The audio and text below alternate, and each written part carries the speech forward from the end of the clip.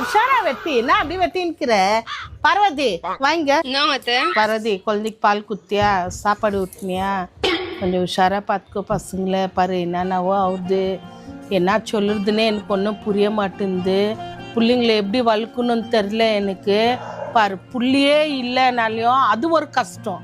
புள்ள பெத்துட்டு மேலே பிள்ளைங்களை வளர்க்கறதுக்கு ஒரு கஷ்டம். ஆனால் என்னென்னா ஊரில் எப்படியெல்லாம் ஆகுது, 13 வயசு புள்ள, 8 வயசு புள்ள, 3 வயசு குழந்த கூட விட மாட்டேன்றாங்க. அந்த மாதிரி உலகத்தில் நம்ம வாழ்ந்துருக்குறோம். உன் புள்ளைய நீ தான் உஷாராக பார்த்துக்கோ, எங்கேயும் விடாத. எங்கே போனாலும் சரி பின்னாலேயே ஓடு, மேலே கது சாத்திட்டு புள்ளைய ஆட்டை காட்டின்னு விளையாட வை. நம்ம ஒரு வாசம் விட்டுட்டோம்னா ரொம்ப கஷ்டம் பார்வதி. நான் சொல்கிற பாரு உஷாரு. பிள்ளைங்களோட நம்மளுக்கு லைஃப் எதுவுமே இல்லை.